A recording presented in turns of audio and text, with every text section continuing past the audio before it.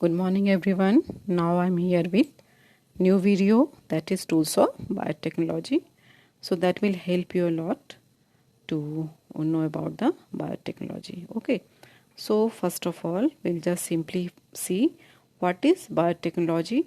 So it is the use of biological systems such as microorganisms, whole cells or their molecules to solve problems or to make useful products. Actually in simple way मैं आपको ये बताना चाहती हूँ कि initially we were just simply using different products produced by the microbes. Okay, just like your wine, vinegar, curd, these all things are being produced by the microbes. So initially that was called as the old biotechnology, in which directly we were getting the benefit of biological products from such type of microbes. But in the modern biotechnology, we are manipulating the genetic material, such type of gene which are responsible for a particular property of the microbe. For example, curd formation, they can be isolated and that can be attached with the genome of other microbe. Okay, and in that microbe where it will express, that is called host, and that property can be transferred from one microbe to the another. Okay, so that is the modern biotechnology, and that has been possible only by the discovery of two things, that is called recombinant DNA and molecular scissor or restriction endonuclease. So first of all, I'll just discussing what is recombinant DNA technology, called as rDNA technology. Okay, so that is recombinant DNA technology is the mechanism, that is the technology that deals with the all such type of processes that help in alteration of the genetic material of a cell to make it capable to perform the desired function, such as producing novel substances for the human welfare. Clear?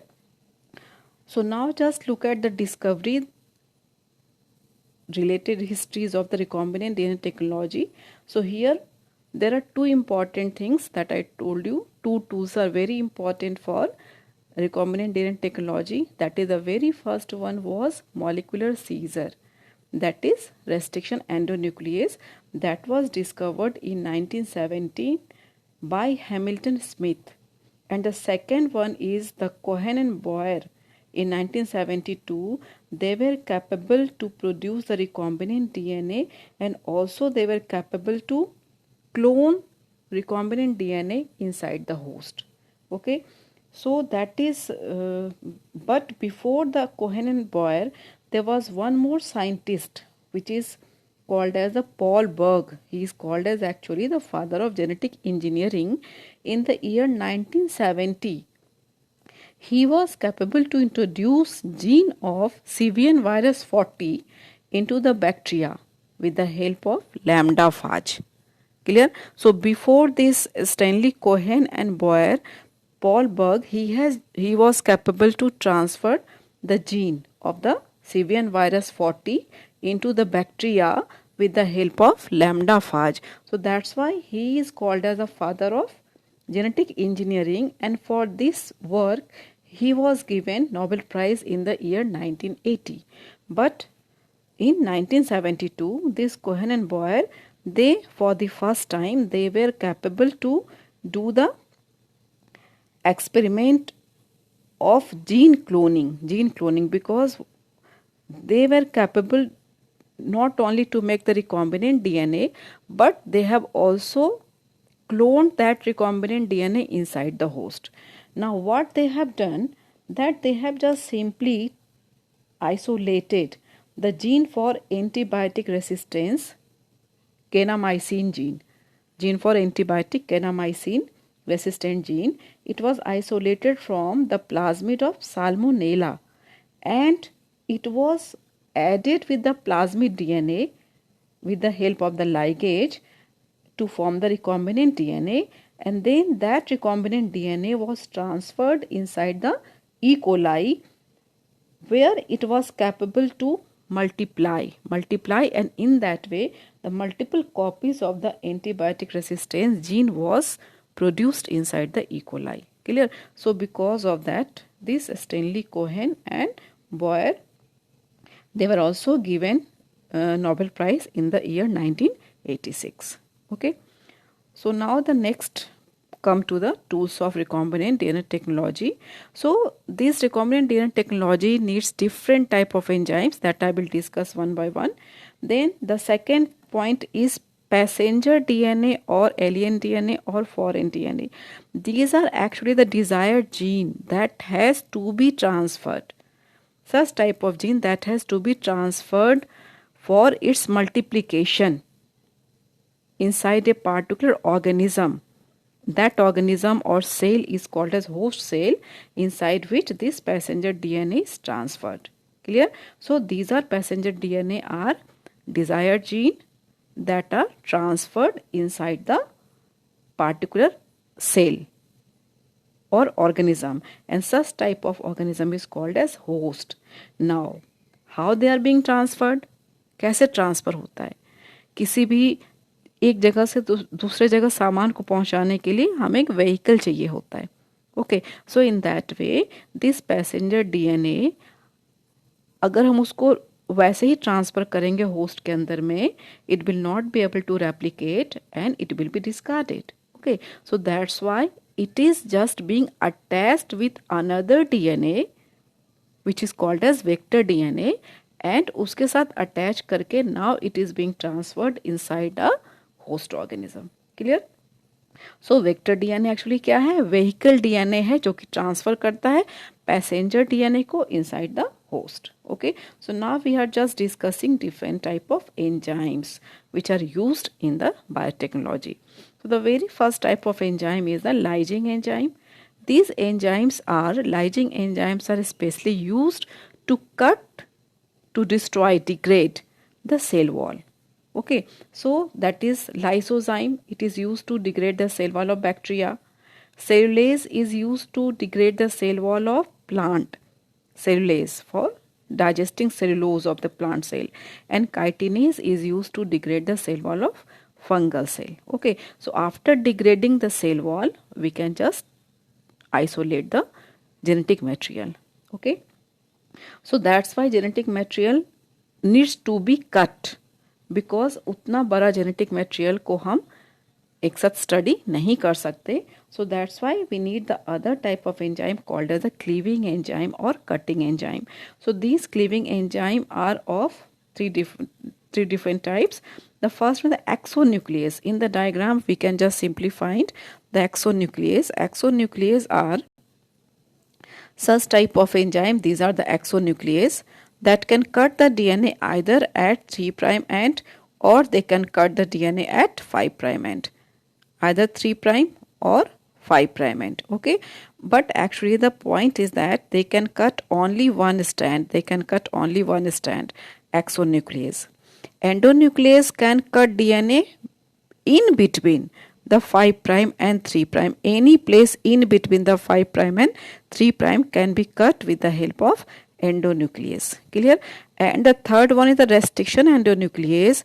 It is very special type of endonuclease that can cut both the strands of DNA, but the point is that they can cut only at a specific site between the 5' and 3'.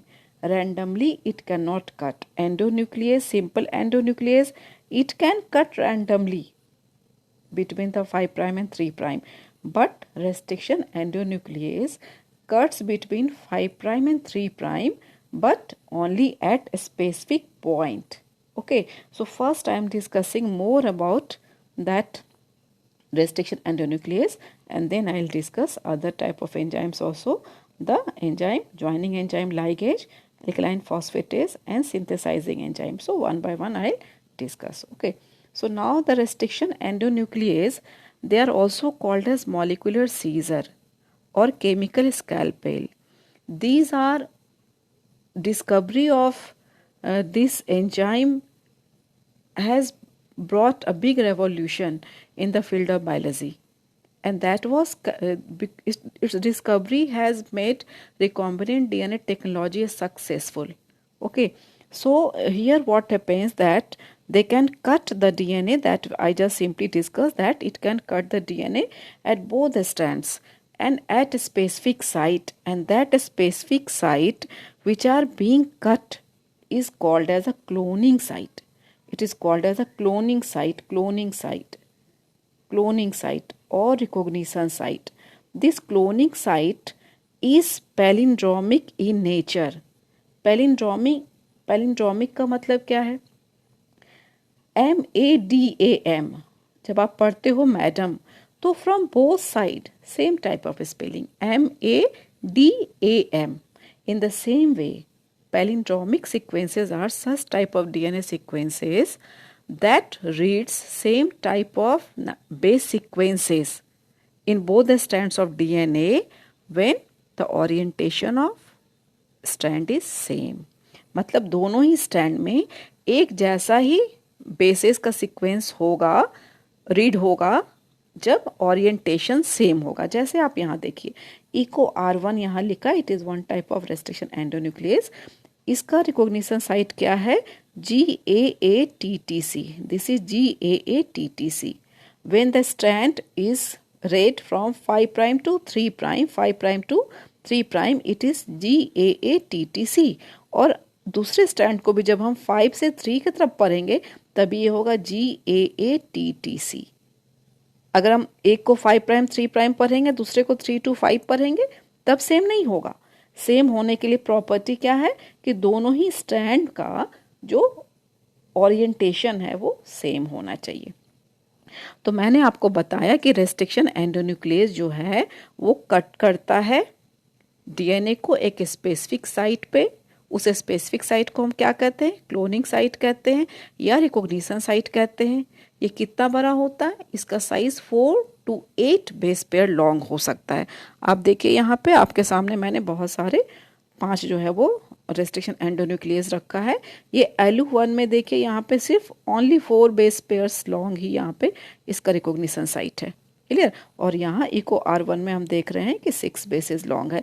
तो ये very करता है, 4 to 8 इसका length हो सकता है. तीसरी बात क्या कहा कि ये जो आपका क्लोनिंग साइट है उसका नेचर कैसा होना चाहिए? It should B palindromic in nature. Palindromic होना चाहिए. क्लियर? तीसरी बात ये है कि दे प्रोड्यूसेस 2 टाइप ऑफ कट्स. 2 तरीके से ये कटिंग कर सकता है. पहला कटिंग जो करता है वो 2 टाइप का कट है. फर्स्ट कटिंग को हम कहते हैं blunt and.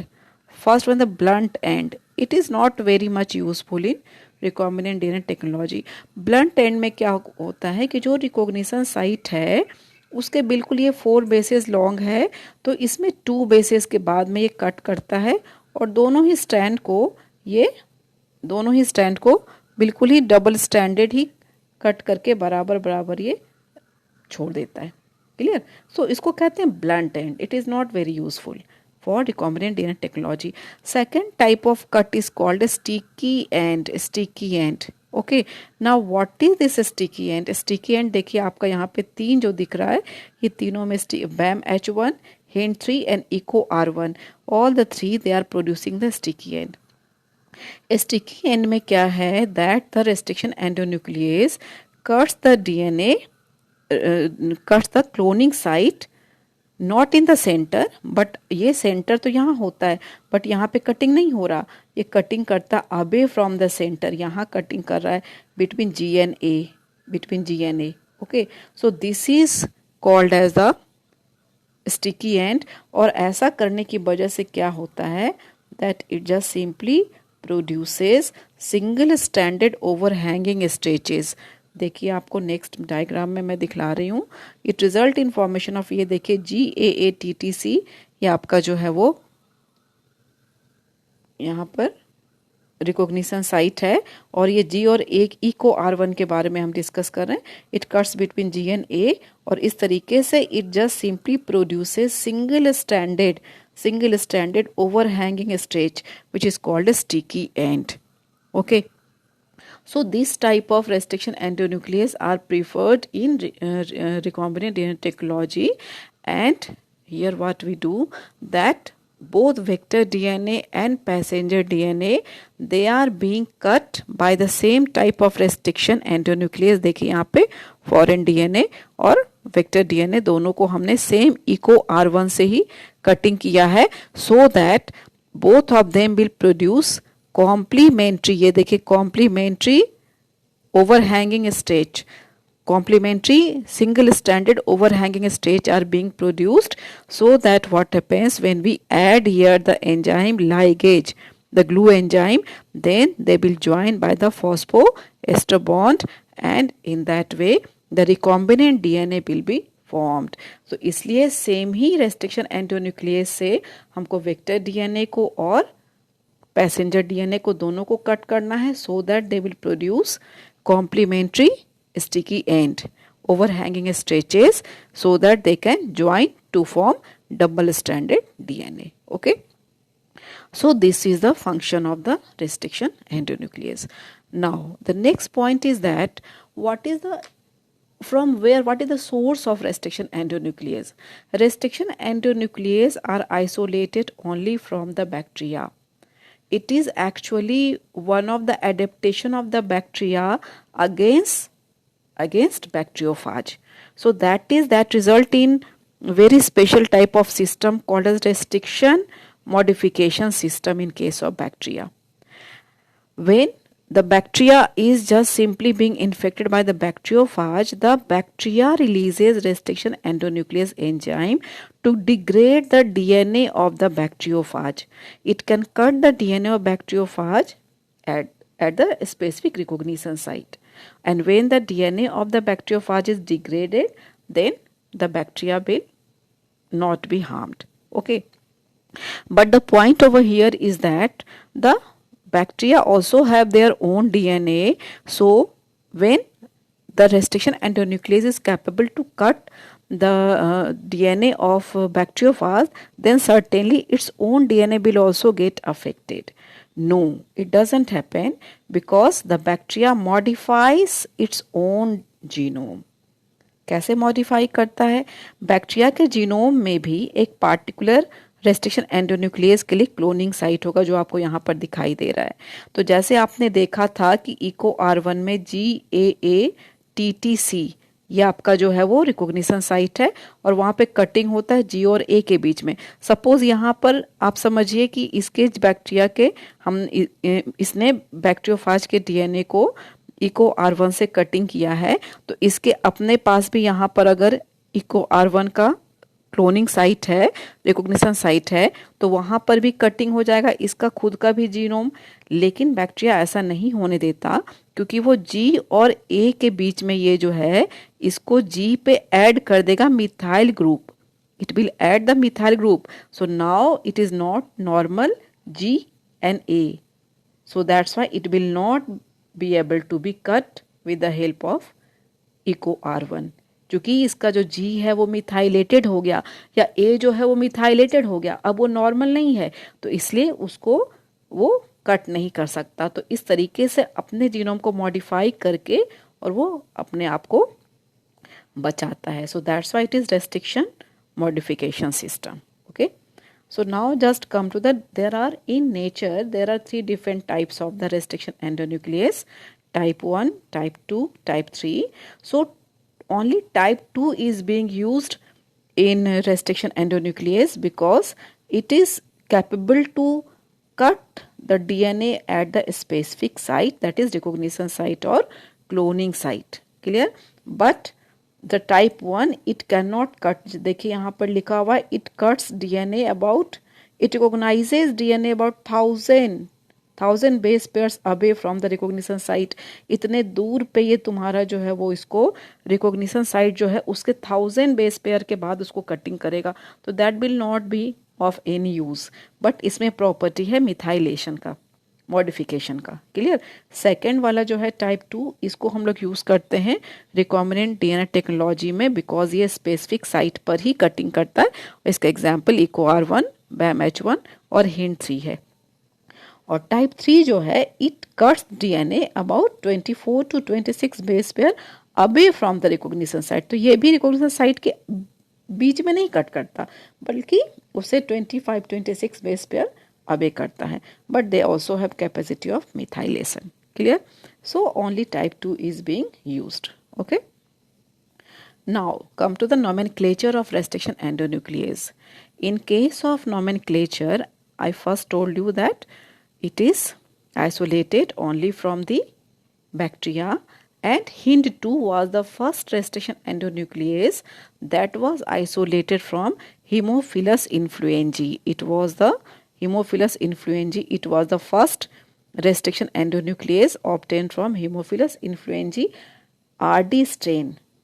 Hind2. It was not Hind3, it was Hind2. Okay, so now just come to the nomenclature. In case of, I am just giving the example of EcoR1. In case of EcoR1, the first alphabet, it is written in capital letter, and that represent the genus of the bacteria from which the enzyme has been isolated. So that is, this EcoR1 is isolated from Escherichia, so that's why this E represent the genus. Okay, now the next two alphabets, CO, that signifies the species of the bacteria from which it has been isolated. तो क्या species है यहाँ पे? Coli. Clear? So that is, it means EcoR1 is isolated from Escherichia coli. Okay. Now the fourth alphabet, R. R, it represent the strain. और यहाँ पे strain क्या है? RD. Sorry, it is RY13 strain.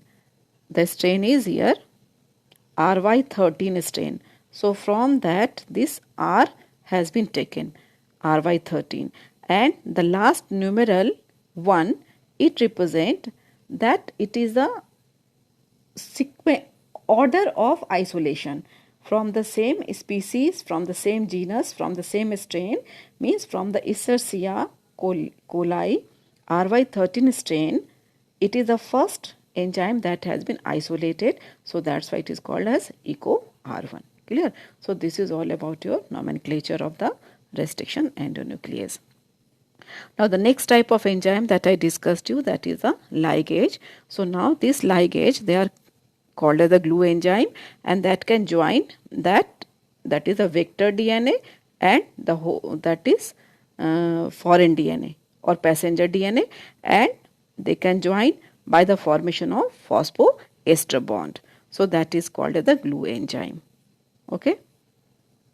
Now the next one is synthesizing enzyme. These synthesizing enzymes are being used for the synthesis of the passenger DNA or foreign DNA. Clear? So they can be, these synthesizing enzymes are polymerases. They can be of three different types of polymerases. The very first one is, that is DNA dependent DNA polymerase. It means that they can produce a DNA over DNA template. So that's why DNA dependent DNA polymerase. Second one is called RNA dependent DNA polymerase, means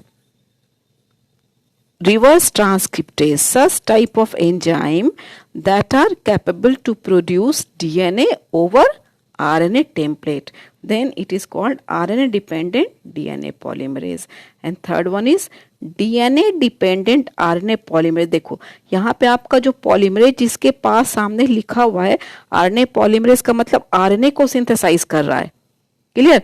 किस template के ऊपर? DNA dependent है, मतलब DNA is the template और उसके ऊपर RNA बन रहा है. यहाँ पे है आपका फर्स्ट में देखिए डीएनए पॉलीमरेज. डीएनए पर मतलब डीएनए बनाएगा किसके ऊपर? डीएनए के ऊपर. डीएनए डिपेंडेंट है डीएनए पॉलीमरेज. यहाँ पे क्या है? डीएनए पॉलीमरेज, इसका मतलब डीएनए को सिंथेसाइज करेगा किसके ऊपर? आरएनए टेम्पलेट के ऊपर. Clear? So in that way there are three different types of the polymerases which are specially used for the formation of the passenger DNA or the foreign DNA. Now the next one is the alkaline phosphatase. ये क्या है? Alkaline phosphatase enzyme जो है, they are just simply used to remove the phosphate groups from the circular DNA.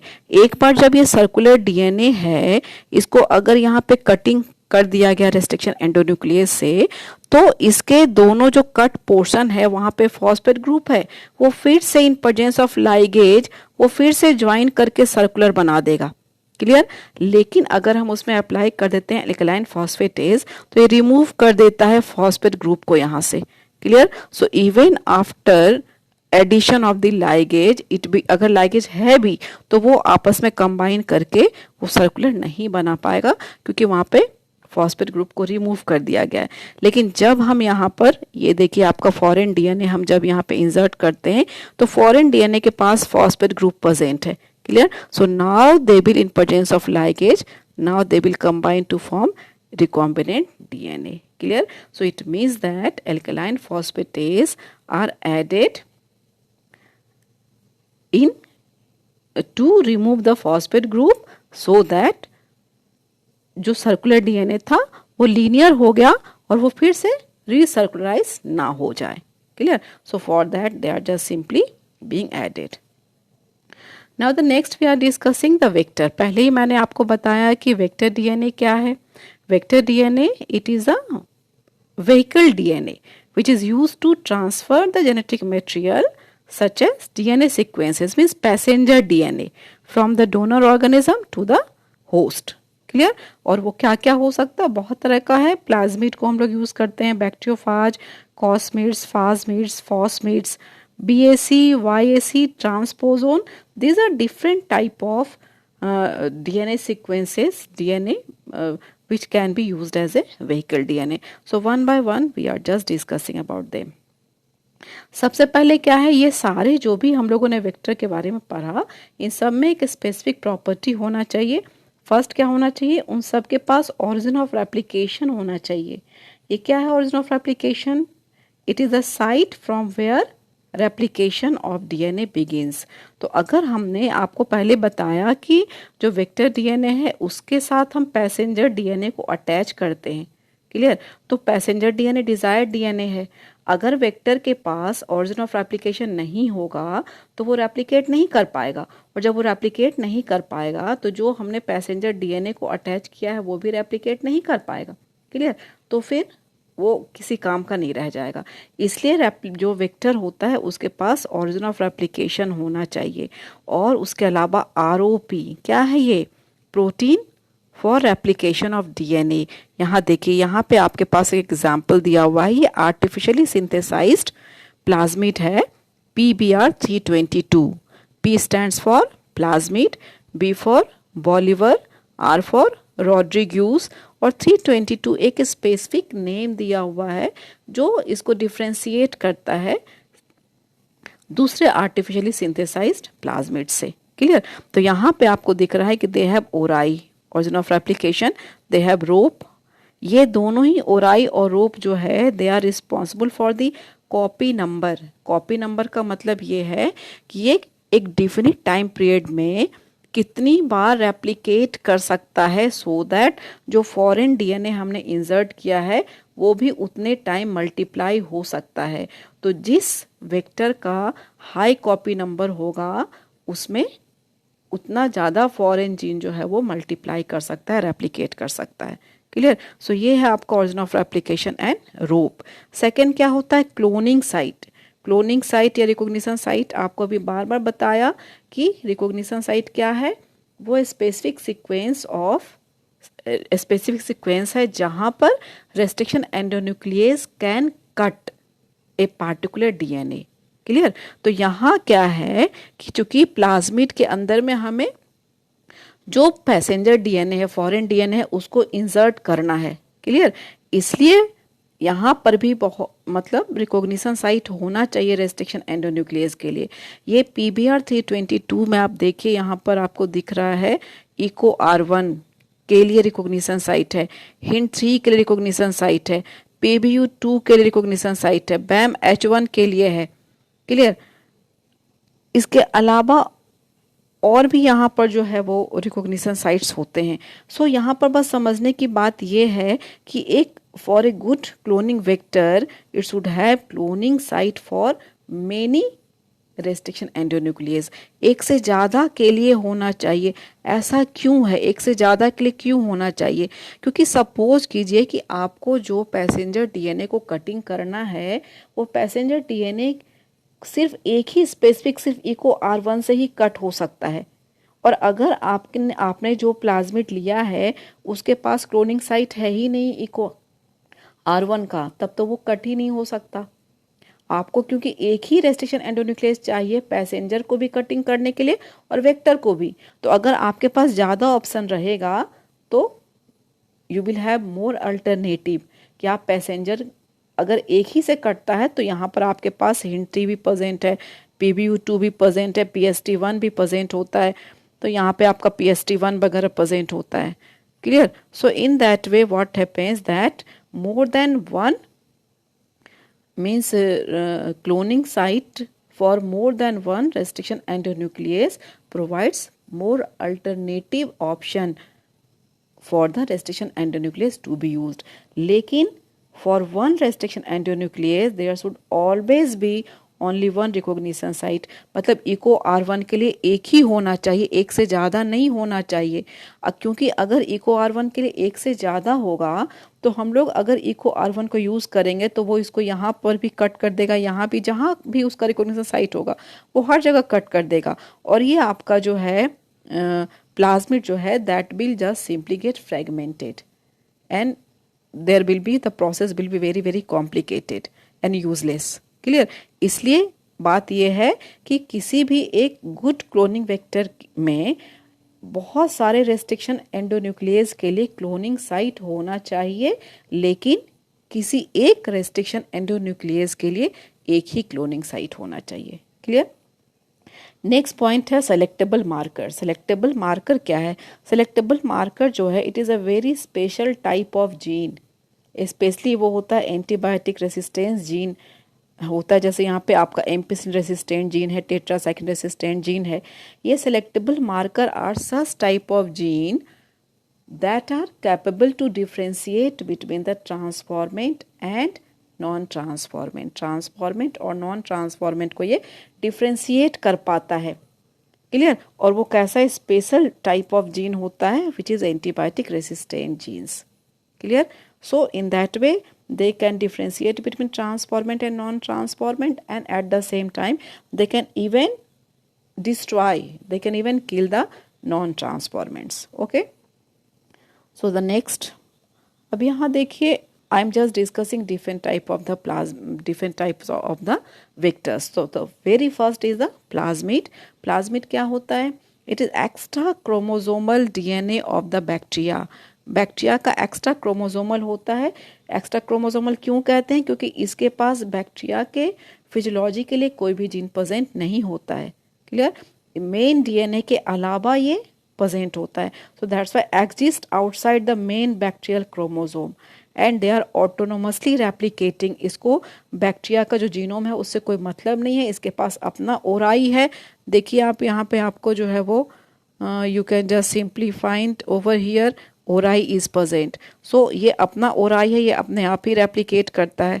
इसके पास देखिए कितने सारे enzymes के लिए रिकॉग्निशन साइट है। क्लियर? इतने सारे के लिए। So that is a very good type of cloning vector, और ये काफ़ी मतलब कॉमन टाइप ऑफ वेक्टर है which are being used in the recombinant DNA technology. बहुत ही ज़्यादा ये यूज़ होता है। नेक्स्ट देखिए, one special type of plasmid is TI plasmid, which is found in the Agrobacterium tumefaciens or Agrobacterium rhizogenes. This type of bacteria यहाँ पे ये जो है यहाँ पर ये मिलता है, और ये Agrobacterium tumefaciens is called as natural genetic engineer because without any vector they can just transfer gene of interest inside the host. Clear? तो ऐसा क्या है यहाँ पर, क्या होता है वो हम आपको अभी बताने वाले हैं।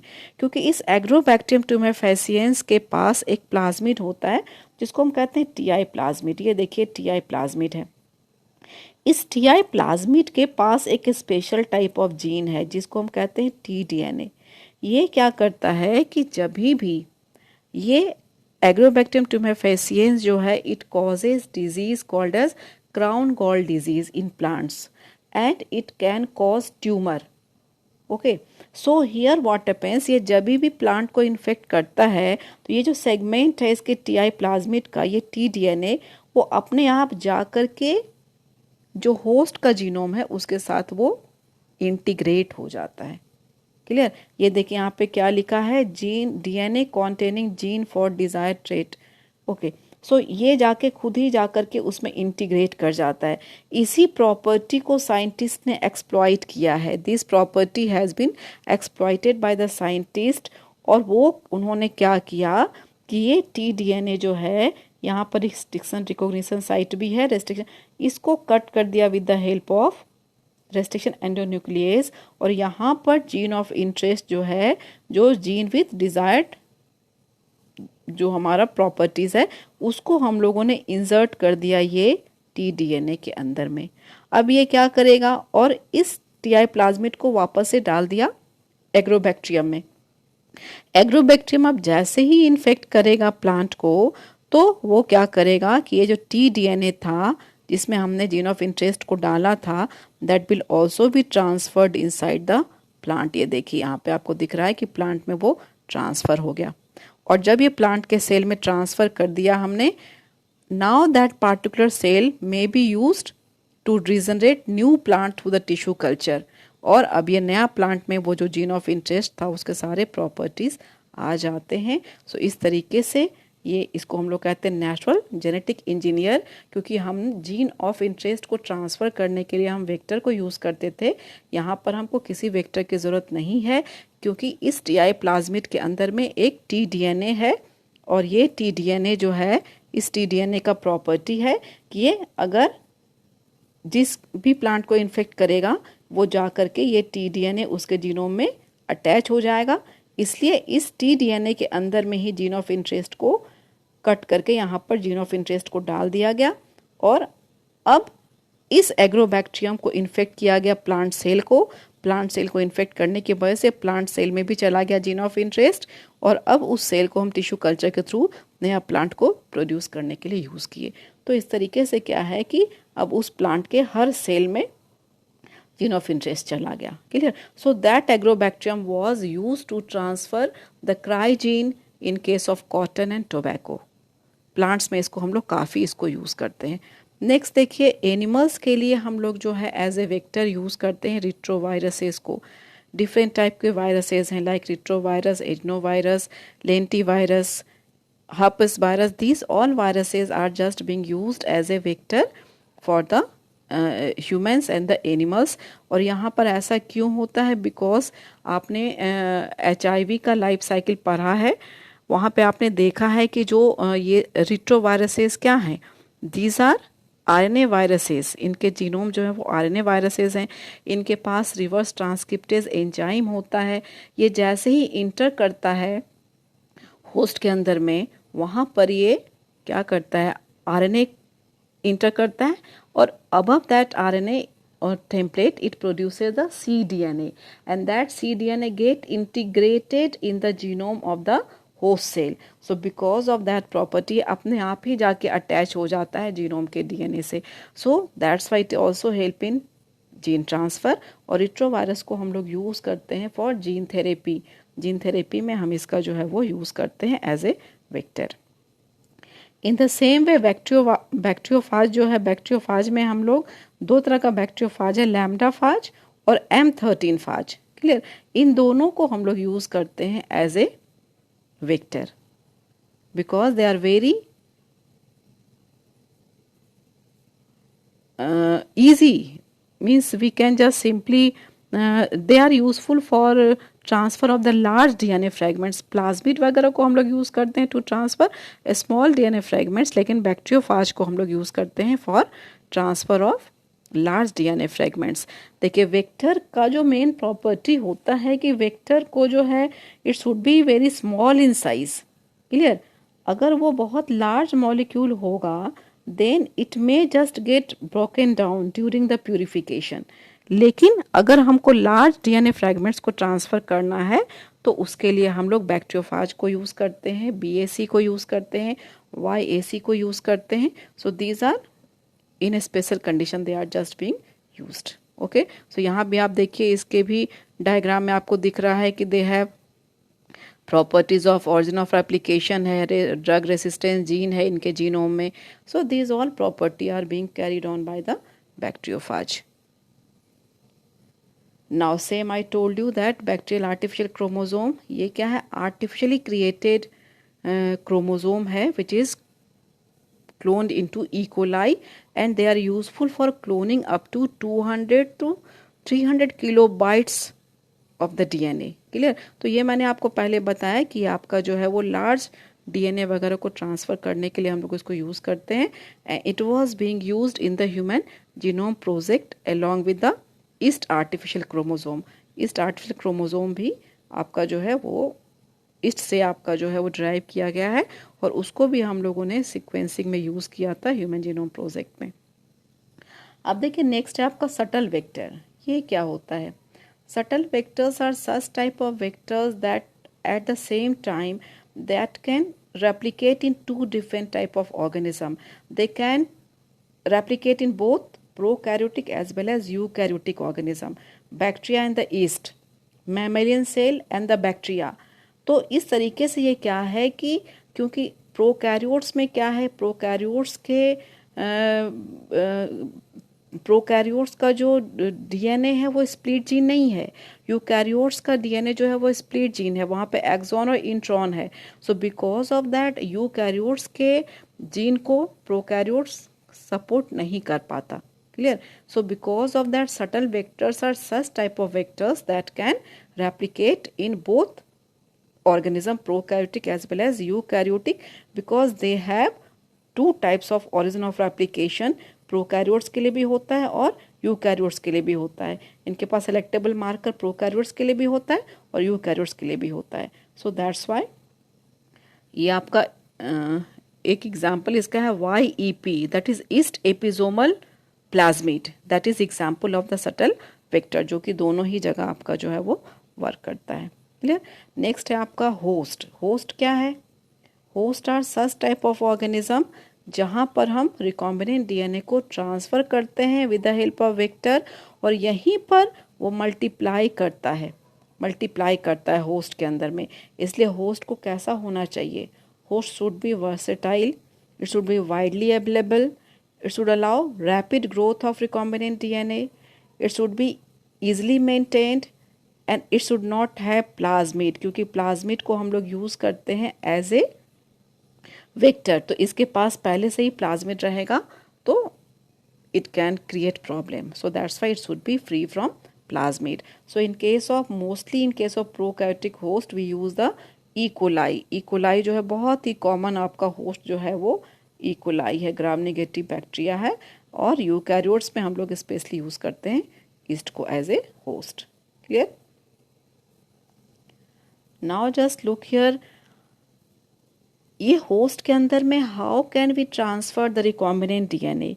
सो that is being transferred by transformation and heat treatment. Okay, so for that transformation we just put this bacterial cell, that is the host cell, bacterial cell is just simply in the culture medium we add the calcium chloride divalent calcium ion. Clear? And the temperature is initially it was just being maintained at 0 degrees Celsius, and then it is just simply it rises up to 42 degrees Celsius. Now presence of this calcium chloride results in creation of pore in the bacterial cell. तो starting में temperature रखा है 0 degree Celsius पे, तो उसमें pores काफ़ी छोटे होते हैं। फिर टेम्परेचर हमने बढ़ाया इसको 42 डिग्री सेल्सियस पे, ये जो पोर्स था वो वाइडेंड हो गया। नाउ व्हाट हैपेंस, जो आपका रिकॉम्बिनेंट डीएनए है, that is this recombinant DNA, it can enter through that pore inside the bacteria. Clear? और उसके बाद क्या है कि 2 मिनट्स तक 42 डिग्री सेल्सियस रखने के बाद वापस इसको हम ट्रांसफ़र करते हैं 0 डिग्री सेल्सियस पे। तो जो भी एंट्री हो गया उसके बाद से वापस से पोर जो है वो श्रिंक कर जाता है। Clear? So in that way this is the method, it is also called as chemical method, in which chemical method followed by heat treatment. Okay. Next, we can also transfer the gene directly. It is called direct method of gene transfer, in which with the help of micropipette, that is micro injection कहते हैं इस process को, with the help of micropipette. यहाँ पे specially हम लोग इसके tip पे माइक्रो नीडल जो है, इसके टिप पे हम लोग जीन ऑफ इंटरेस्ट रखते हैं और उसको डायरेक्टली जो है वो न्यूक्लियस ऑफ एनिमल सेल के लिए स्पेशली इसको यूज़ किया गया था, specially to transfer in case of oocytes in the egg, in the embryo, this was being used. but अभी इसको हम लोग प्लांट के लिए भी यूज़ करते हैं. और नेक्स्ट मेथड है आपका biolistic particle gun method. It was पहले इसको किया गया था प्लांट सेल के लिए.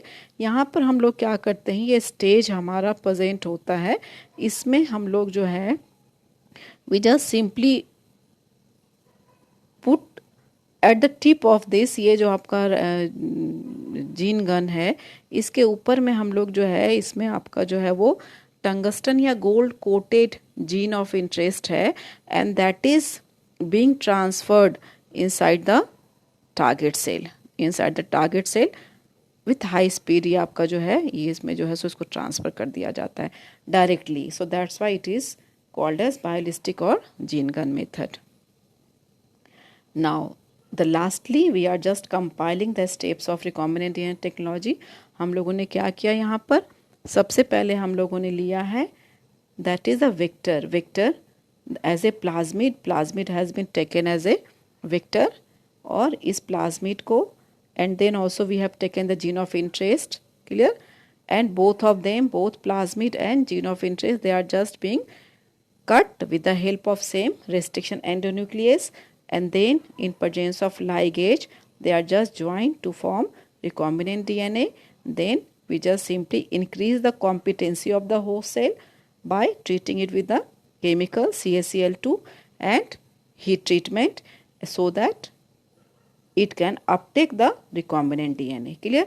Once the recombinant DNA has come inside, then this bacterial cell is provided with optimum condition so that it can multiply and large number of the gene of interest can be produced. Clear? So that is done in the fermenter. So for this it is up to this I have discussed in this video. Next I will discuss in the next video. Okay, so thank you, take care.